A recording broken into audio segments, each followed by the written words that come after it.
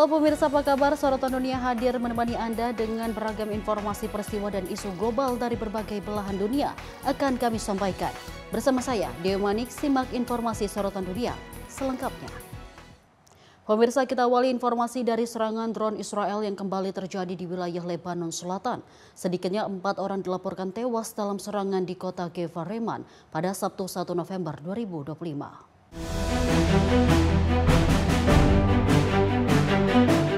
4 orang dilaporkan tewas dan 3 lainnya luka-luka dalam serangan drone Israel terhadap sebuah kendaraan di Pareman, wilayah Nabati, Lebanon Selatan. Rekaman video menunjukkan kendaraan yang terbakar hangus dengan petugas pemadaman dan juga tim darurat berusaha memadamkan api serta menyelamatkan korban.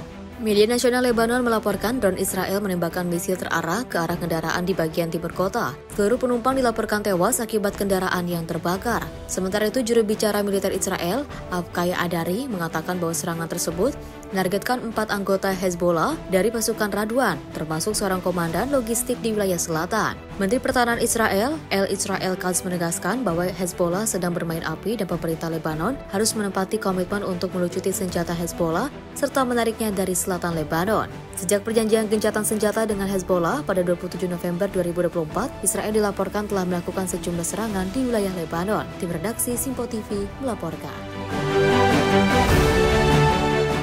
Pemirsa, Presiden Republik Korea Lee Jae-myung menyampaikan pujian dan apresiasi kepada Presiden Republik Indonesia Prabowo Subianto atas keberhasilannya memimpin Indonesia dengan tingkat kepuasan publik yang tinggi mencapai 80%. Presiden Lee menilai capaian tersebut mencerminkan kepercayaan kuat rakyat Indonesia terhadap kepemimpinan Prabowo, sekaligus menunjukkan efektivitas kebijakan pemerintahannya dalam menjaga stabilitas dan arah pembangunan nasional. Pernyataan Presiden Republik Korea Lee Jae-myung tersebut disampaikan Presiden Lee saat pertemuan bilateral dengan Presiden Prabowo di sela-sela konferensi tingkat tinggi APEC 2025 di Gyeongju, Korea Selatan pada Sabtu lalu. Dalam suasana hangat dan penuh keakraban, Presiden Lee mengungkapkan kekagumannya atas kinerja Prabowo Subianto selama 1 tahun masa kepemimpinannya. Presiden Lee menilai capaian tersebut mencerminkan kepercayaan kuat rakyat Indonesia terhadap kepemimpinan Prabowo, sekaligus menunjukkan efektivitas kebijakan pemerintahannya dalam menjaga stabilitas dan arah pembangunan nasional. Selain itu, Lee menegaskan bahwa Korea Selatan dan Indonesia memiliki hubungan kerjasama yang telah lama terjalin di berbagai bidang. 후에 국정을 매우 잘하셔가지고 1주년 지지율이 80%를 넘겼다는데 참으로 놀라울 뿐만 아니라 축하드립니다. 인도네시아와 대한민국은 그 많은 세월 동안에 많은 영역에서 협력 관계를 구축해 왔습니다. 투자, 이런 경제 분야뿐만이 아니고 안보, 방위 분야에까지 아주 높은 고도의 협력 관계를 이뤄왔는데 앞으로도 더 밀도 있는 협력 관계가 이루어지기를 기대합니다. Prabowo menyambut baik pujian tersebut dengan penuh kehangatan dan menyampaikan rasa terima kasih atas apresiasi yang diberikan. Ia juga menegaskan komitmen Indonesia untuk terus memperkuat hubungan bilateral dengan Korea Selatan. Our relationship has been very good. Korea is a very important partner for us in economic cooperation, and I think on the whole, engagement between our government is also very good. Adapun pertemuan kedua pemimpin negara ini menegaskan kedekatan dan saling penghormatan antara Indonesia dan Korea Selatan, sekaligus menjadi bukti pengakuan internasional atas kepemimpinan Prabowo Subianto yang efektif dan mendapat dukungan luas dari rakyat. Dari Korea Selatan, Dio Malau, Simpo TV melaporkan. Pemirsa, Presiden RI Prabowo Subianto menyampaikan di hadapan para pemimpin ekonomi dunia mengenai bahaya ekonomi yang serakah atau serakonomics yang menurutnya menjadi penghambat utama pertumbuhan dan merusak keadilan.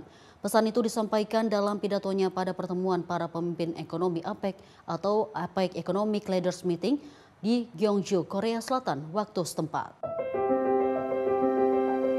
Dalam forum yang dihadiri para kepala negara dan pemerintahan nilai 21 ekonomi anggota APEC, Prabowo menegaskan bahwa dunia kini tengah menghadapi ancaman yang tidak hanya bersifat ekonomi, tetapi juga moral dan sosial, yaitu keserakahan yang menjelma dalam bentuk korupsi, penyelundupan, penipuan, dan ekonomi gelap lintas negara. Prabowo juga menyampaikan keprihatinan terhadap meningkatnya ketegangan global dan menurunnya rasa saling percaya di antara negara-negara di dunia yang membahayakan stabilitas ekonomi. Namun ia juga menegaskan bahwa kawasan Asia Pasifik tidak boleh menyerah pada keadaan ini. Menurutnya APEC didirikan atas keyakinan bersama akan pentingnya pertumbuhan ekonomi yang inklusif dan kerjasama lintas batas yang adil. Prinsip itu katanya tidak boleh pudar meskipun dunia sedang dilanda ketidakpastian. We are fighting corruption, fighting fraud, and fighting the greed economies that are holding back real growth. I believe that the Asia Pacific must not accept division as its destiny. We must rise above suspicion, fear, and we must rebuild trust amongst ourselves and amongst the global economy. APEC's role and core mission is to facilitate free trade, investment in a multilateral cooperation amongst a sense of community across our region. This belief must endure. We cannot allow fragmentation to undermine the stability that has long sustained our growth. Growth that excludes is growth that divides. Division causes instability, and instability will not be conducive to peace and prosperity.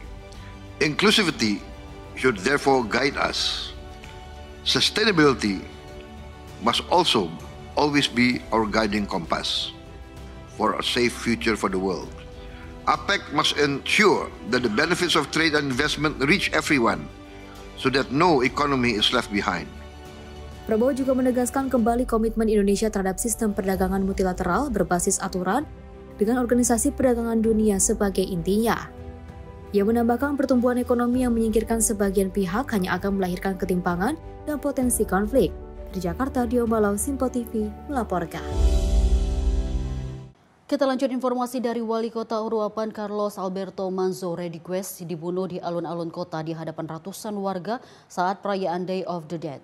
Dan pemimpin Meksiko mengutuk insiden dan janjikan penyelidikan menyeluruh.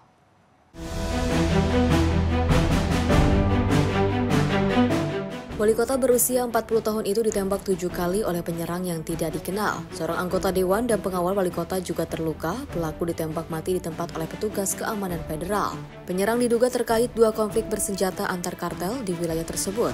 Michoacán merupakan salah satu negara bagian terbanyak kekerasannya di Meksiko, dijadikan arena pertarungan kartel untuk kendali wilayah dan rute narkoba. Ratusan warga Urupuan mengikuti prosesi pemakaman menggunakan pakaian hitam dan membawa foto wali kota. Mereka menyerukan keadilan, mengaitkan partai pemerintah dengan korupsi. Manzo Rodriguez pernah memohon bantuan presiden dan juga mengutuk korupsi pejabat provinsi dan polisi negara.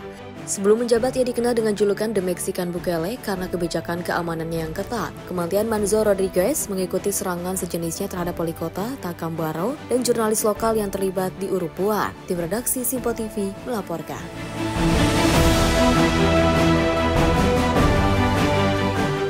Pemirsa, bencana longsor di Rift Valley, Kenya menyebabkan 26 orang tewas dan puluhan lain belum ditemukan. Upaya penyelamatan terus dilakukan namun terhambat banjir bandang dan jalan yang putus. Pemerintah Kenya mengerahkan militer dan pesawat untuk membantu evakuasi dan mengirim bantuan ke lokasi terdampak.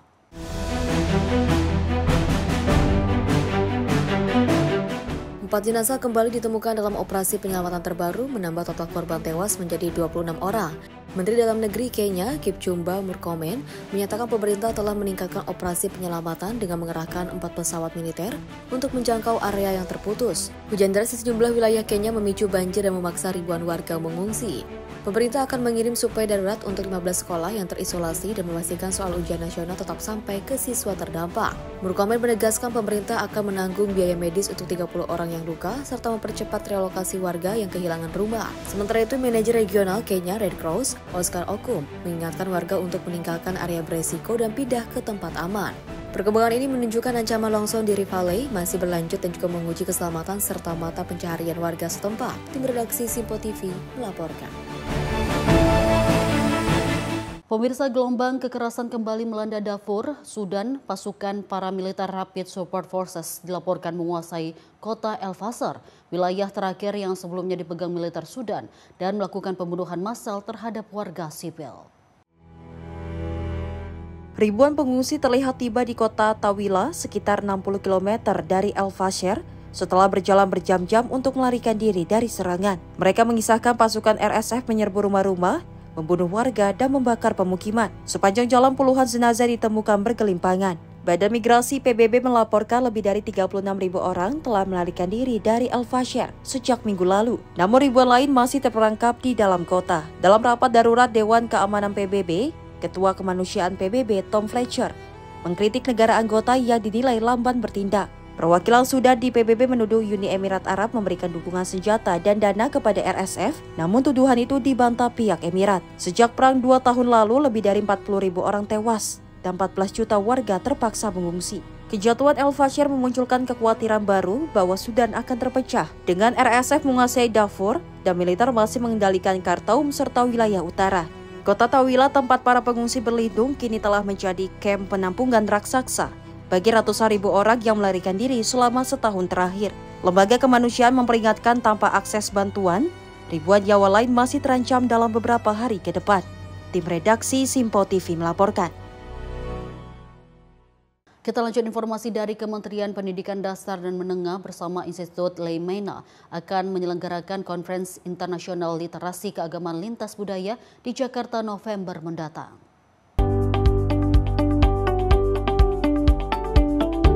Sekretaris Jenderal Kementerian Pendidikan Dasar dan Menengah Suharti mengatakan, gelaran konferensi internasional LKLB ini merupakan langkah upaya untuk memperkuat karakter kebangsaan serta modernisasi umat beragama di lingkup pendidikan. Konferensi yang digagas oleh Institut Leimena ini membawa tema Education and Social Trust in Multi-Faith and Multicultural Societies dengan 2 hari penyelenggaraan, yakni 11 dan 12 November 2025 di Hotel Shangri-La Jakarta mendatang. Diketahui gelaran konferensi LKLB ini telah bergulir sejak tahun 2021 lalu, di mana pada kesempatan tahun ini menjalin kolaborasi bersama Kemendikdasmen. Dan ini hasil yang kita harapkan dari konferensi yang akan kita adakan bulan depan. Pertama, untuk penguatan pemahaman literasi lintas budaya dan agama sebagai fondasi untuk membentuk karakter yang menjunjung tinggi pluralisme, toleransi, dan penghormatan terhadap keberagaman. Kemudian yang kedua, yang penting juga untuk jaringan kolaborasi internasional antara pemerintah, lembaga pendidikan, komunitas agama, dan organisasi masyarakat sipil dalam memajukan pendidikan multikultural dan multi-faith. Sementara itu, Direktur Eksekutif Institut Leimena menerangkan hadirnya literasi keagamaan lintas budaya ini untuk membawa sikap saling percaya, sehingga arah komunikasi dan kerjasama ke depannya mampu dijalin tanpa adanya hambatan. Jadi program ini yang dikembangkan sebetulnya dengan tujuan arahnya itu membangun modal sosial atau terutama rasa saling percaya, trust, dengan melatih kompetensi untuk orang-orang itu bisa membangun relasi dan kolaborasi dengan yang berbeda agama dan kepercayaan. Jadi itu perlu kompetensi tertentu dan program ini bertujuan untuk mengurangi prasangka atau prejudice yang seringkali menjadi hambatan utama dari untuk bisa membangun trust atau kerjasama tersebut. Dari Jakarta, Max Rondabayu, Simpo TV melaporkan. Kita lanjut informasi dari langit Gaza yang bercahaya saat Mesir merayakan pembukaan Grand Egyptian Museum. Acara megah ini dihadiri puluhan delegasi dunia dan jadi tanda kebangkitan kebudayaan Mesir.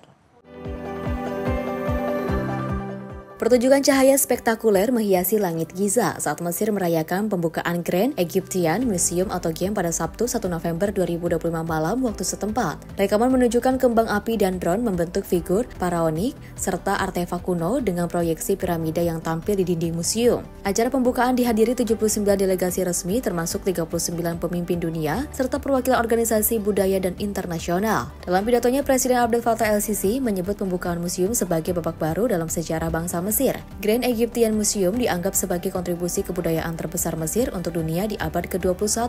Gagasannya muncul sejak 1990-an dengan peletakan batu pertama pada 2002 di bawah pengawasan UNESCO yang terletak tak jauh dari piramida Giza. Museum ini diharapkan menjadi simbol modernitas yang tetap menjunjung tinggi warisan peradaban kuno Mesir. Tim redaksi Simpo TV melaporkan. Dan pemirsa, informasi lainnya akan kami hadirkan usai jeda berikut ini. Tetaplah bersama kami di Sorotan Dunia.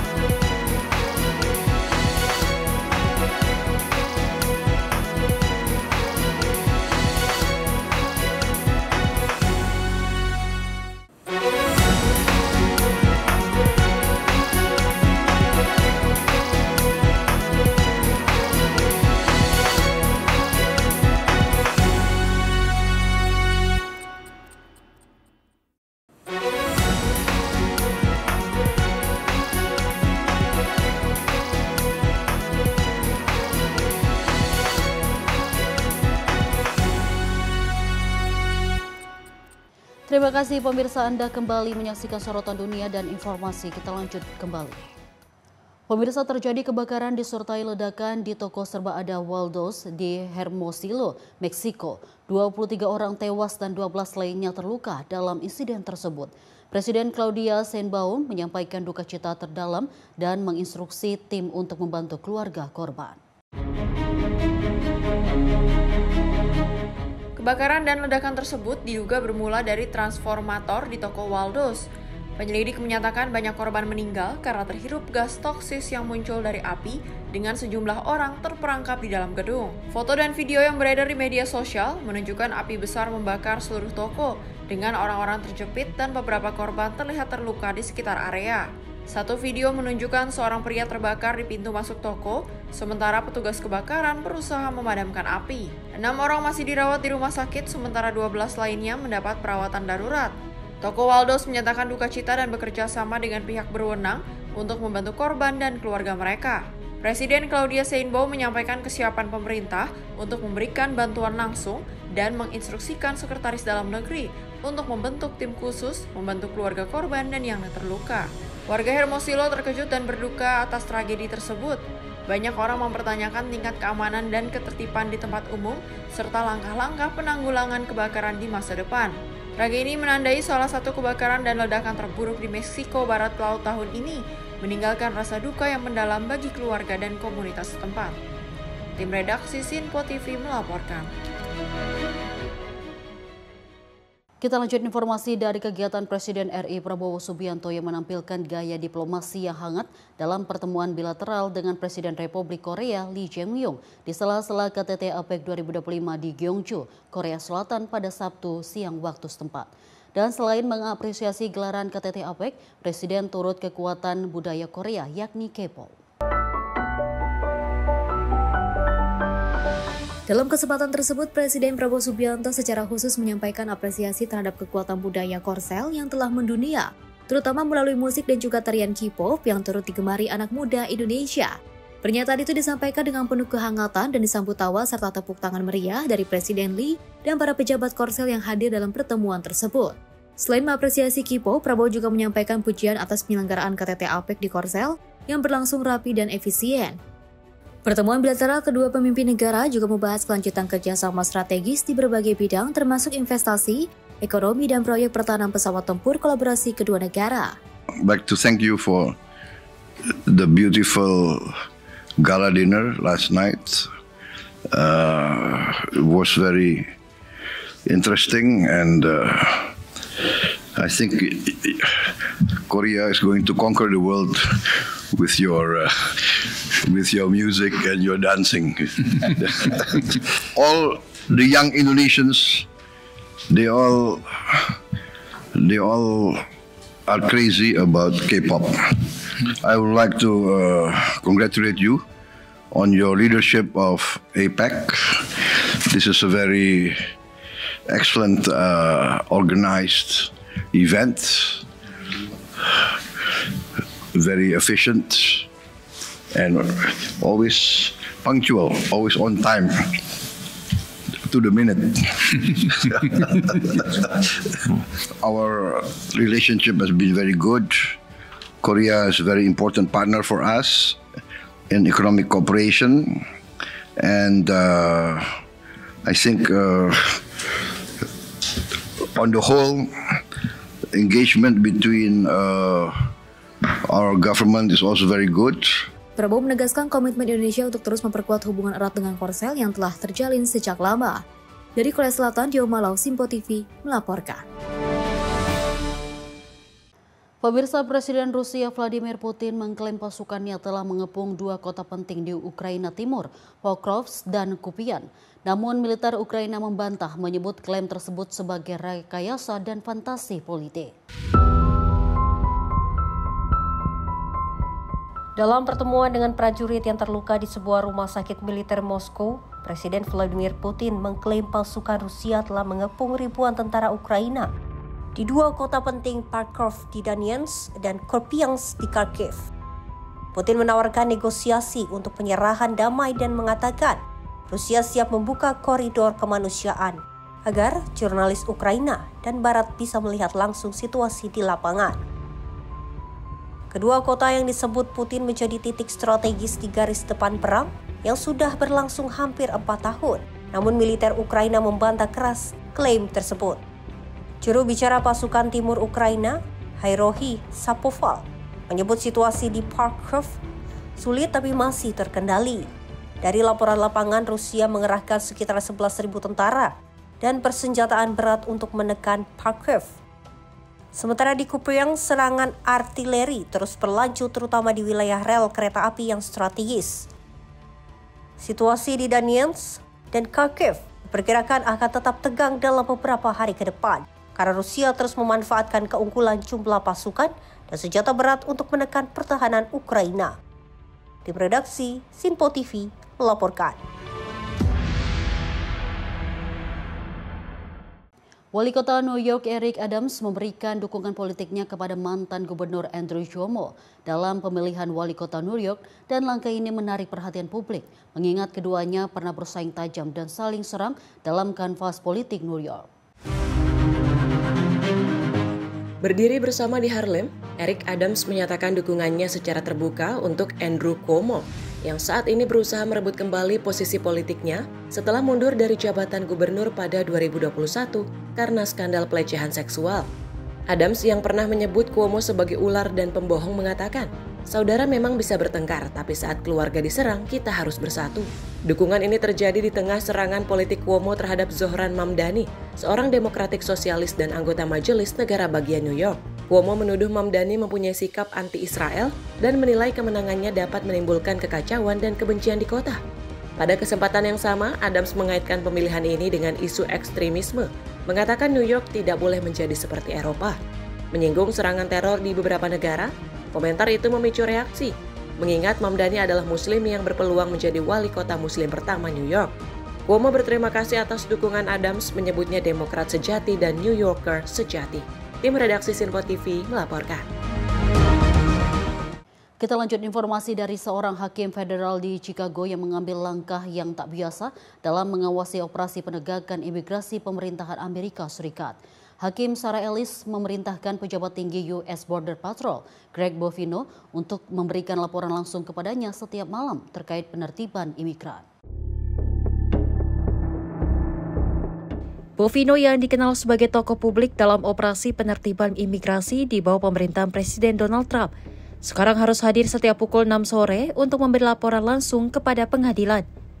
Keputusan mengejutkan itu dibacakan dalam sidang pada Selasa sore waktu setempat. Hakim Sarah Ellis mengatakan, rapat harian dengan pejabat Border Patrol dimaksudkan untuk memastikan penegakan hukum di lapangan tetap sesuai dengan konstitusi Amerika Serikat. Perintah ini dilatar belakangi laporan dan rekaman video yang menunjukkan penggunaan gas air mata dan kekerasan berlebihan dalam operasi imigrasi di Chicago. Sejak kampanye penertiban dimulai, lebih dari 1.800 orang dilaporkan telah ditangkap. Bovino juga diwajibkan menyerahkan laporan penggunaan kekuatan setiap hari untuk setiap operasi yang dilaksanakan oleh anggotanya. Mantan jaksa federal Philip Turner menyebut perintah Hakim Ellis sebagai langkah yang sangat tidak biasa. Turner mengatakan selama hampir 50 tahun karirnya di bidang hukum, ia belum pernah melihat pengawasan pengadilan seketat ini terhadap operasi penegakan imigrasi. Keputusan pengadilan ini dipandang sebagai sinyal keras terhadap pemerintah federal bahwa penegakan hukum termasuk di bidang imigrasi tidak bisa berjalan di luar batas konstitusi. Tim redaksi Simpo TV melaporkan. Pemirsa, sedikitnya 60 orang termasuk 4 petugas polisi tewas dalam operasi besar-besaran melawan geng komando Velmerho di Rio de Janeiro, Brasil pada Selasa 28 Oktober 2025. Pihak berwenang juga menangkap 81 orang dalam upaya menumpas kelompok kriminal paling kuat di kota tersebut.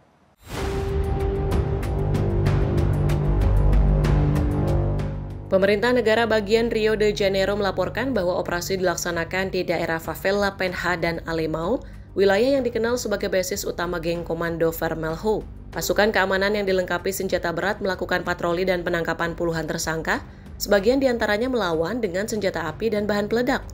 Media lokal melaporkan anggota komando Velmerho membangun barikade untuk menghambat masuknya pasukan keamanan. Namun sekitar 2.500 petugas dan 32 kendaraan lapis baja telah diterjunkan untuk menguasai wilayah tersebut.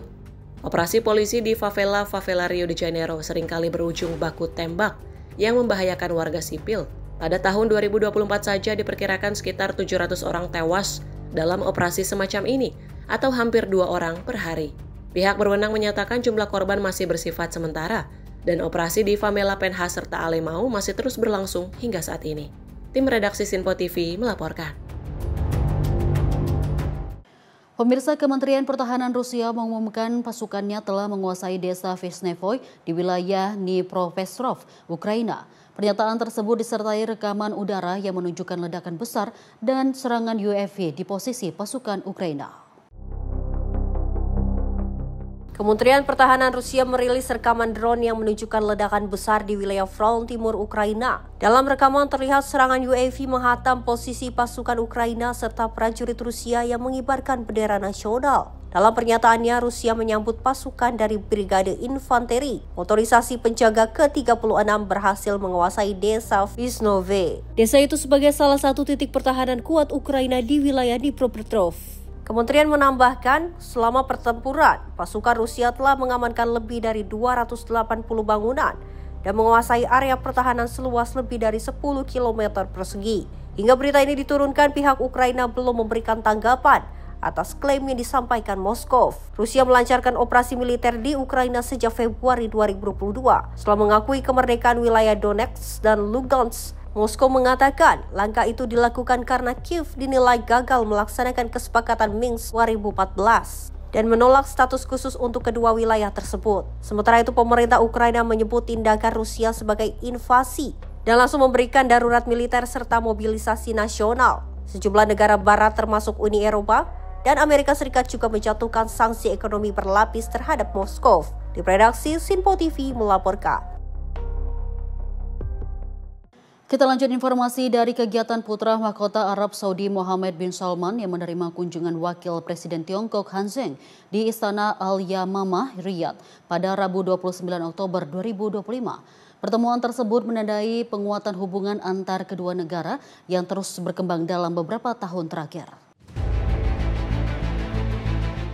Pertemuan diawali dengan upacara penyambutan resmi dilanjutkan dengan pembicaraan yang dihadiri pejabat senior dari kedua negara. Pembahasan berfokus pada hubungan bilateral dan bidang kerjasama yang dapat diperkuat. Keduanya juga membahas perkembangan regional dan internasional, serta upaya bersama untuk menangani berbagai tantangan di kawasan. Kementerian Luar Negeri Tiongkok melaporkan kunjungan Han Zheng terlaksana atas undangan putra mahkota Saudi. Selain menghadiri pertemuan, Han juga menjadi pembicara pada konferensi Future Investment Initiation di Riyadh pada Selasa 28 Oktober lalu. Dalam pidatonya, Han menyerukan kerjasama yang menghasilkan keuntungan besar dan kemakmuran untuk semua pihak. Kunjungan Han Zheng ke Saudi merupakan bagian dari tur regional yang juga mencangkup Qatar dan Kuwait. Sejak menjalin hubungan diplomatik penuh pada 1990, hubungan Saudi dan Tiongkok terus menguat.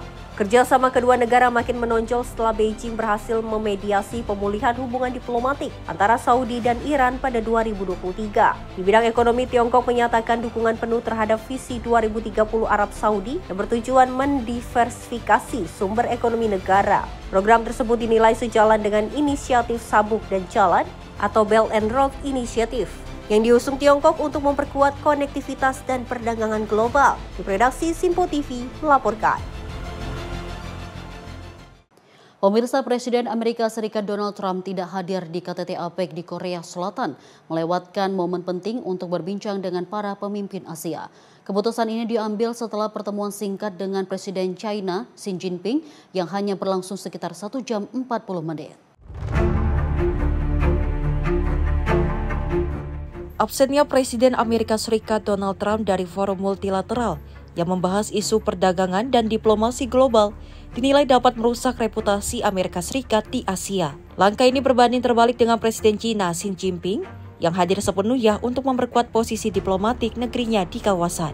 Sebelum pertemuan, sebuah mikrofon terbuka menangkap ucapan Trump yang mengatakan pertemuannya dengan Xi Jinping akan berlangsung 3 atau 4 jam sebelum ia terbang kembali ke Washington. Nyatanya pertemuan hanya berlangsung sekitar 1 jam 40 menit dan Trump tepat janji meninggalkan KTT sebelum acara dimulai.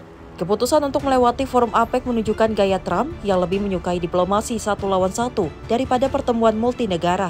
Namun sikap ini dinilai dapat memperburuk citra Amerika Serikat di Asia, mengingat APEC menghimpun 40% populasi dunia dan lebih dari setengah perdagangan global. Sementara itu, Presiden Xi Jinping memanfaatkan kehadirannya di Korea Selatan untuk mengokohkan pengaruh diplomatik Cina di kawasan. Tim redaksi Simpo TV melaporkan. Kita lanjut informasi dari ribuan warga Tanzania turun ke jalan untuk hari kedua demonstrasi pasca pemilu. Pemerintah menanggapi dengan memutus akses internet dan memberlakukan jam malam dan menurunkan militer untuk mengendalikan situasi.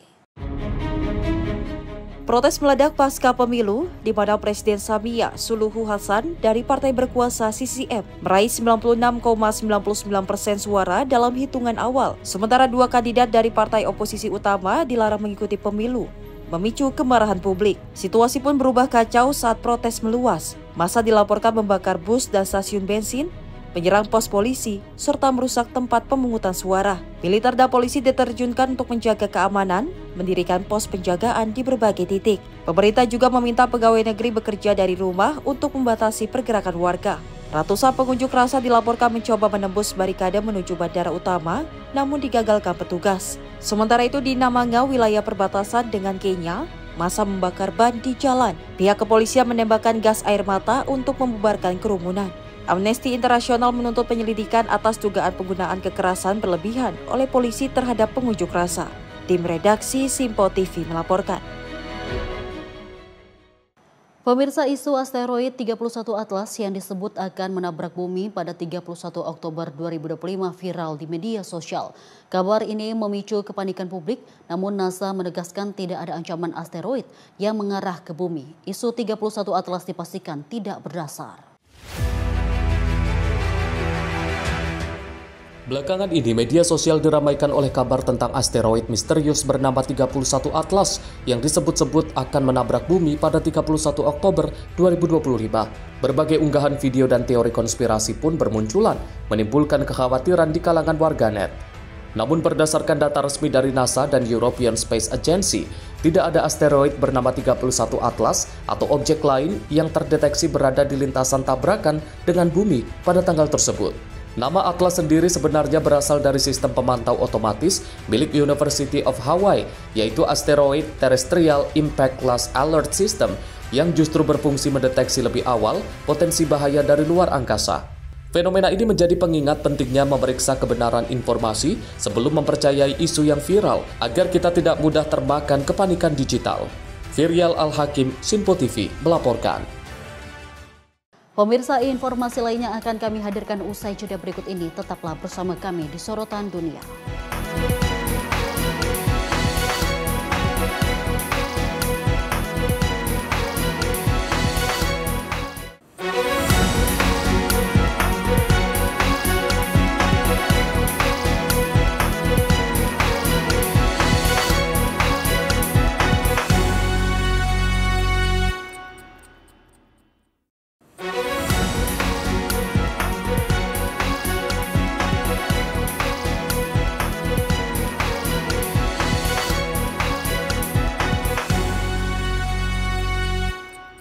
Pemirsa, Anda kembali menyaksikan Sorotan Dunia bersama saya Deo Manik dan informasi kita lanjutkan kembali.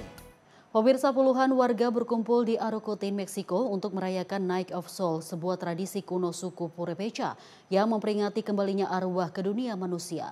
Perayaan ini menjadi salah satu yang paling ikonik di wilayah Michoacán, sekaligus menjadi daya tarik wisata dan ekonomi daerah.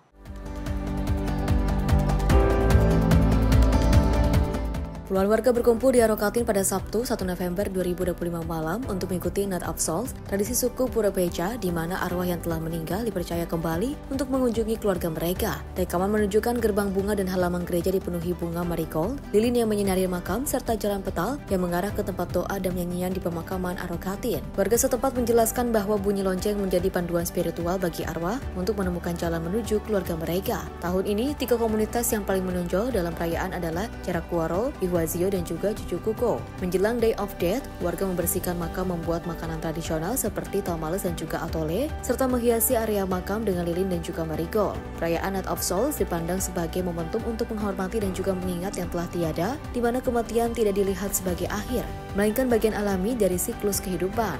Dalam keterangan resmi, pemerintah setempat mengimbau penduduk dan juga wisatawan untuk menghormati ritual tradisional serta tidak mengubah unsur leluhur yang sudah menjadi warisan budaya.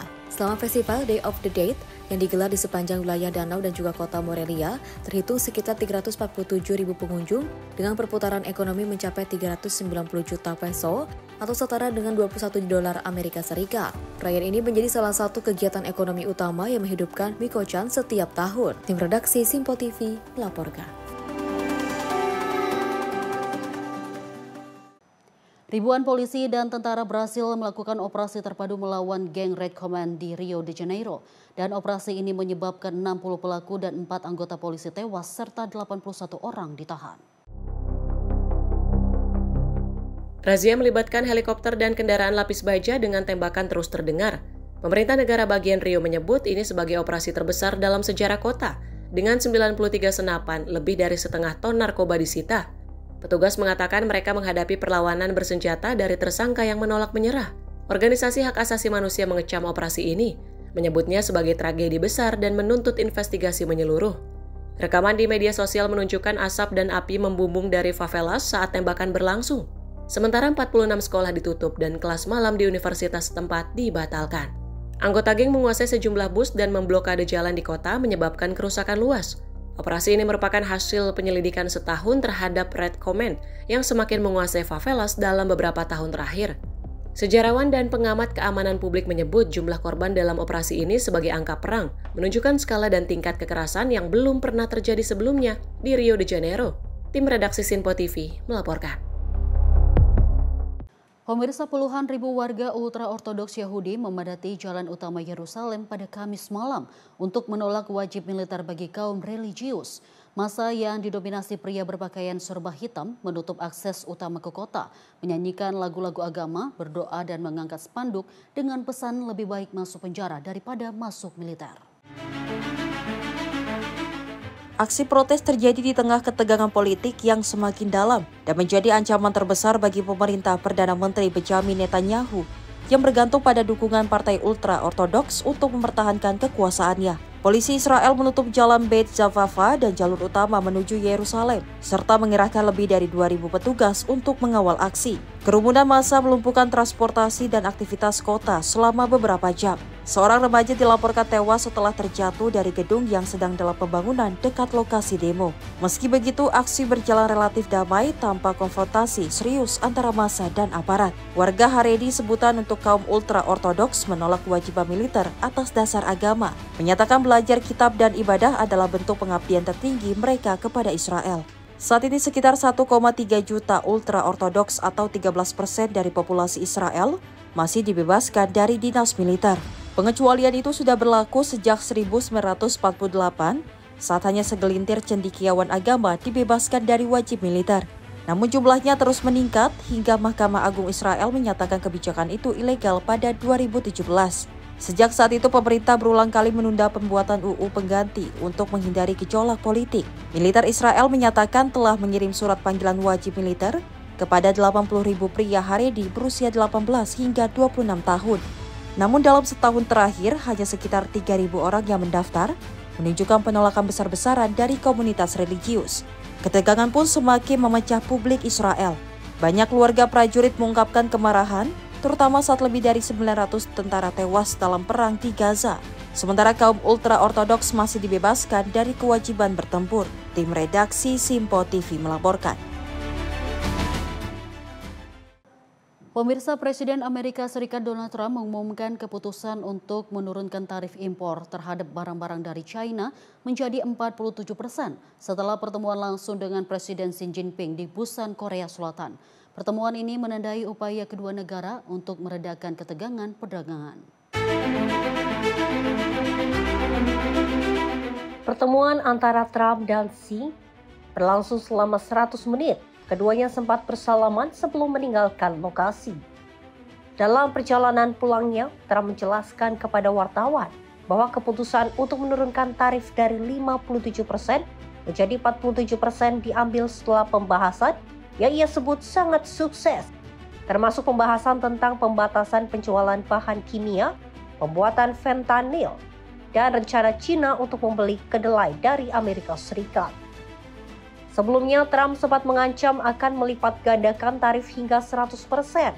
Namun rencana tersebut dibatalkan setelah mencapai kesepakatan dengan China. Langkah ini dianggap sebagai upaya kedua pemimpin untuk meredakan ketegangan perdagangan dan menahan dampak negatif terhadap ekonomi global.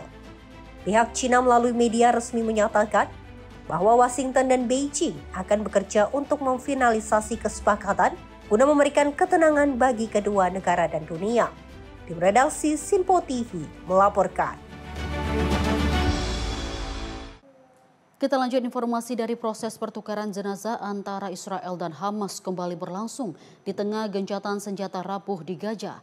Militer Israel mengkonfirmasi 2 jenazah sandera diserahkan oleh militan Palestina kepada Palang Merah Internasional sebelum dibawa masuk ke Israel untuk diidentifikasi.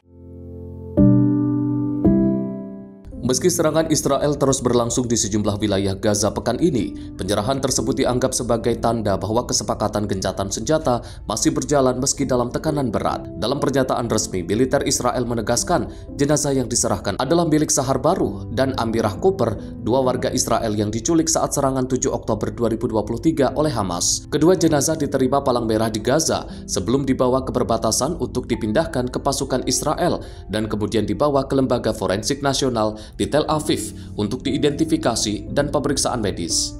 Sahar Baruh, 25 tahun, adalah mahasiswa yang sedang bersiap melanjutkan studi teknik listrik. Dia diculik dari kibbutz Be'eri dan dikabarkan tewas 3 bulan kemudian dalam upaya penyelamatan yang gagal. Sementara itu, Amiram Cooper, 84 tahun, seorang ekonom dan pendiri kibbutz Nir Oz, ditangkap bersama istrinya Nurit yang dibebaskan 17 hari kemudian. Kematiannya dikonfirmasi Israel pada Juni 2024. Sejak dimulainya gencatan senjata, Hamas telah mengembalikan 17 jenazah sandera, sementara 11 orang lain dilaporkan masih berada di Gaza dan akan dikembalikan berdasarkan kesepakatan selanjutnya. Sebagai imbalan, Israel telah menyerahkan 195 jenazah warga Palestina kepada otoritas di Gaza. Pemerintah Israel tidak mengungkap identitas atau penyebab kematian mereka, namun sumber kemanusiaan menyebut sebagian diduga adalah korban serangan Oktober 2023 dan tewas di penahanan Israel. Meski ada pertukaran ini, situasi di Gaza masih tegang.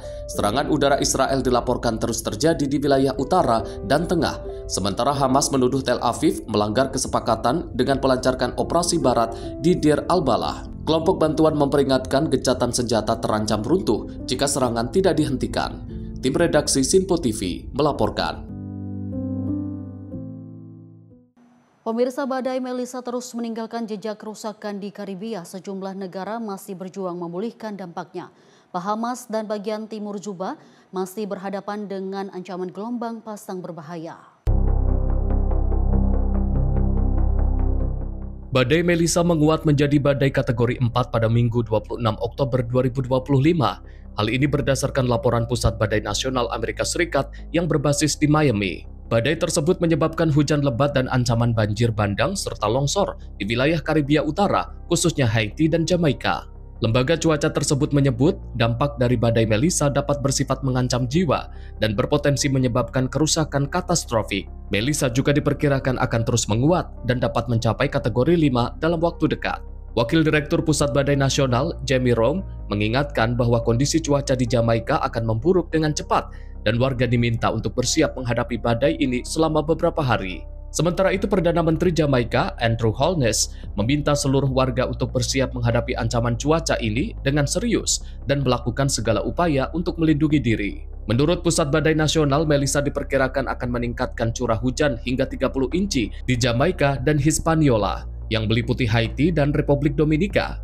Beberapa wilayah dapat mengalami hujan lebih dari 40 inci. Pusat Badai Nasional juga memperingatkan adanya gelombang pasang setinggi 9 hingga 13 kaki di sepanjang pantai selatan Jamaika yang dapat menyebabkan kerusakan luas pada infrastruktur, pemadaman listrik, gangguan komunikasi, serta terisolasinya wilayah pemukiman. Tim redaksi Sinpo TV melaporkan. Pemirsa, Badan Nasional Penanggulangan Bencana menyelesaikan proyek inisiatif untuk ketangguhan menghadapi bencana atau Indonesia Disaster Resilience Initiative Project pada tahun 2025. Proyek ini menjadi wujud kolaborasi pemerintah Indonesia dengan Bank Dunia untuk menghadirkan berbagai inovasi teknologi dalam penanggulangan bencana.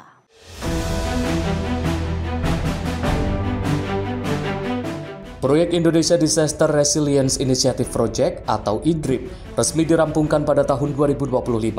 Selama 5 tahun pelaksanaannya, Indonesia berhasil menghadirkan berbagai inovasi teknologi untuk membangun ketangguhan nasional dalam menghadapi bencana. Program yang didukung Bank Dunia ini melibatkan kolaborasi antara Badan Nasional Penanggulangan Bencana dan Badan Meteorologi, Klimatologi, dan Geofisika. Sejumlah inisiatif telah dihasilkan, mulai dari pengembangan sistem peringatan dini, pembangunan dan renovasi pusat pengendalian operasi, pemasangan rambu bencana, hingga penguatan desa tangguh bencana dan kompetensi sumber daya manusia di 34 provinsi. Dengan telah selesainya program IDRIP ini, maka kemampuan Indonesia lewat BNPB untuk pusatnya, kemudian ada Badan Penanggulangan Bencana Daerah untuk tingkat provinsi, kabupaten, kota, kemudian sampai tingkat terkecil di desa-desa, ini meningkat kemampuan, kesiapan, pengetahuan, dan hal-hal yang harus dilakukan ketika adanya gempa bumi dan tsunami. Ya, tentu saja kita semua tahu bahwa gempa bumi dan tsunami adalah bencana yang sudah, sedang, dan akan kita hadapi selama masa hidup kita ini. Melalui proyek IDRIP, pemerintah berharap masyarakat semakin siap menghadapi potensi bencana dengan sistem yang modern dan akurat. Tim redaksi Sinpo TV melaporkan. Pemirsa, sedikitnya 14 orang dilaporkan tewas dalam kebakaran dahsyat yang melanda pemukiman di wilayah Bukavu, Kongo pada Minggu 26 Oktober 2025. Rekaman yang diambil sehari setelahnya menunjukkan kehancuran di lokasi kejadian. Sedikitnya 14 orang dilaporkan tewas setelah kebakaran besar melanda sebuah pemukiman di wilayah Bukavu, Kongo pada Minggu 26 Oktober 2025 malam. Rekaman yang diambil pada Senin menunjukkan puing-puing rumah yang rata dengan tanah saat warga menyaksikan dengan pilu dan keluarga korban meratapi kehilangan anggota keluarganya. Petugas Palang Merah dan relawan setempat terlihat mengangkut kantung berisi jenazah korban untuk proses identifikasi. Menurut otoritas setempat, 14 orang ditemukan tewas dalam insiden tersebut, mayoritas diantaranya adalah perempuan dan anak-anak. Seorang warga yang menjadi saksi mata mengatakan, kebakaran terjadi secara tiba-tiba saat warga tengah tertidur. Kebakaran dilaporkan bermula di dekat sebuah gedung bertingkat, namun penyebab pastinya masih belum diketahui. Wakil Wali Kota Kadutu, Rene Buliko mengatakan, penyelidikan masih berlangsung. Dirinya juga mengungkapkan duka mendalam bagi para korban. Warga setempat mendesak pemerintah untuk memberikan bantuan kepada keluarga yang terdampak dan meningkatkan kewaspadaan terhadap kebakaran di masa mendatang. Laporan media menyebutkan kebakaran sering terjadi di Bukavu akibat pembangunan padat tanpa pengawasan dan perencanaan kota yang buruk. Situasi keamanan di wilayah tersebut juga masih rentan, mengingat kota Bukavu telah berada di bawah kendali M23 sejak Februari lalu. Tim redaksi Sinpo TV melaporkan. Wakil Presiden Gibran Rakabuming menyaksikan laga persahabatan Timnas Futsal Indonesia melawan Australia di GBK Jakarta. Kehadirannya menunjukkan dukungan pemerintah terhadap pengembangan futsal nasional dan semangat atlet muda menjelang SEA Games 2025. Wakil Presiden Gibran Rakabuming mendukung kemajuan futsal nasional dengan menyaksikan laga persahabatan antara Timnas Futsal Indonesia dan Australia di Indonesia Arena GBK Jakarta pada 1 November 2025. Pertandingan ini menjadi uji coba menjelang SEA Games 2025, di mana timnas Indonesia menang 3-1 di hadapan ribuan penonton. Kehadiran Wapres memberi dorongan moral bagi atlet muda dan menegaskan komitmen pemerintah memperkuat ekosistem futsal. Langkah Wapres sejalan dengan kebijakan Presiden Prabowo Subianto yang menekankan olahraga sebagai sarana membangun karakter bangsa dan memperkuat sumber daya manusia. Indonesia kini menempati peringkat ke-21 dunia menurut FIFA Futsal World Ranking. Sementara Australia di posisi ke-30. CEO Games of Society Novel Leonardo M. mengapresiasi kehadiran Wapres dan berharap dukungan pemerintah terus diperluas. Pertandingan ini juga menjadi puncak Wonder Futsal Series Grand National Championship dan NCFC National State yang diikuti lebih dari 1.100 tim futsal dari seluruh Indonesia. Laga internasional ini menegaskan posisi Indonesia sebagai kekuatan futsal Asia, sekaligus mempererat hubungan persahabatan antar negara. Tim redaksi Simpo TV melaporkan.